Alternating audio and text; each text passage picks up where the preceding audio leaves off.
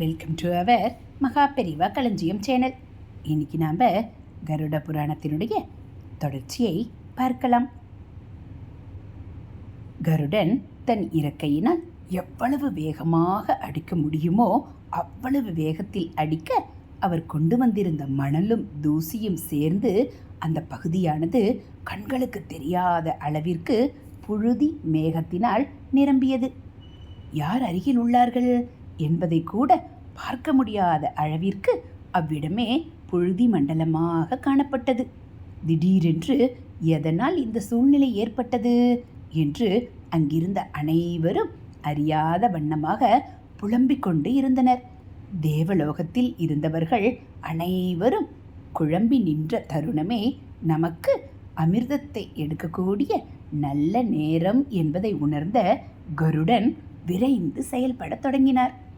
அவ்விடம் முழுவதும் புழுதி மண்டலமாக இருப்பதை உணர்ந்த நாகங்கள் கண்களில் தூசி அண்டாமல் இருக்க தன் இமைகளை மூடிய தருணத்தில் நாகங்கள் இமைகளை மூட வேண்டும் என்று காத்திருந்த கருடன் அந்த பொழுதினை பயன்படுத்தி விரைந்து வேகமாக சென்று கூண்டினுள் இருந்த 2 நாகங்களையும் தன்னுடைய அழகினாலும் கால் நகங்களினாலும் எடுத்து வெளியே விட்டு அவைகளை கடித்து அவ்விடத்திலேயே கருடன் கொன்றார்.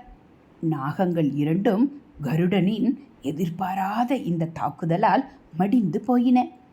நாகங்களை கொன்றதும் அதன் உடல்களை கொண்டு ராட்டினத்தின் வேகத்தை குறைக்க வேண்டும் என்பதை உணர்ந்தார் கருடன்.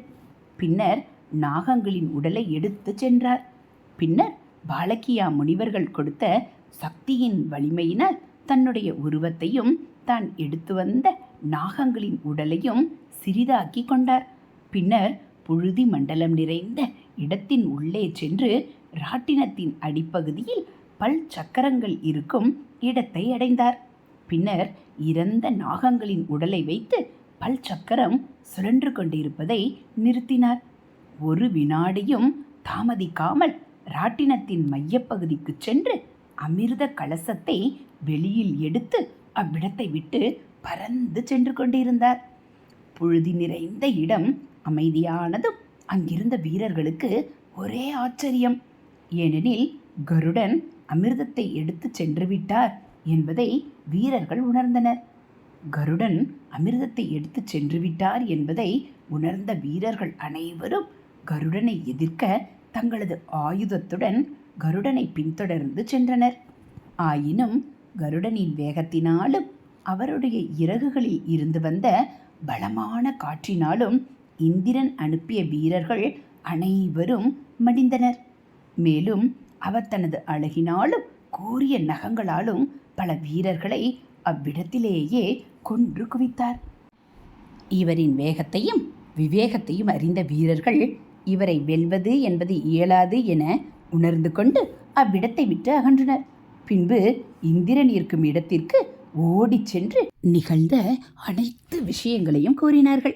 வீரர்கள் கூறியதை கேட்டதும் சற்றும் தாமதிக்காமல் இந்திரனும் அவ்விடத்திற்கு வர கருடன் அமிர்தம் நிறைந்த குடத்தை எடுத்துக்கொண்டு வானில் பறந்து கொண்டிருந்தார்.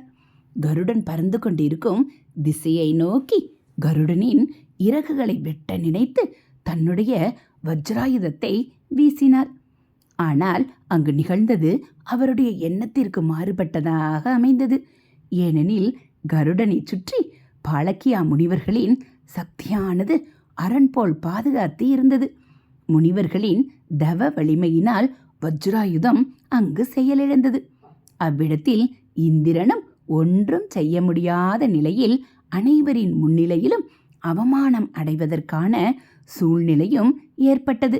நாம் மேற்கொள்ளும் எந்த ஒரு செயலாக இருந்தாலும் அதில் முழுமையான ஈடுபாட்டுடன் செயல்படும் போது நாம் எதிர்பார்த்த முடிவுகளை காட்டிலும் நல்லதொரு முடிவும் ஆதரவும் மகிழ்ச்சியும் ஏற்படும். இங்கு நிகழ்ந்து கொண்டிருக்கும் அனைத்து நிகழ்வுகளையும் ஆகாயத்தில் இருந்து பார்த்து கொண்டிருந்த மகாவிஷ்ணு கருடன் தாயின் மீது கொண்ட பாசம், சூழ்நிலைக்கு ஏற்ப சமயோஜிதமாக செயல்படும் தன்மை, சாமர்த்தியம், வீரம், கடமை உணர்ச்சி மற்றும் இந்திரனையே எதிர்த்து நின்று வெற்றி கொண்ட தன்மை போன்றவற்றை பார்த்து கொண்டிருந்த ஒரு பேரொளியான ஜோதியாகவும் அன்புள்ளம் கொண்ட அன்னையாகவும் அவ்விடத்தில் தோன்றினார். திருமாலின் தோன்றுதலை எதிர்பாராத கருடன் அவரை கண்டதும் மட்டற்ற மகிழ்ச்சி அடைந்தார்.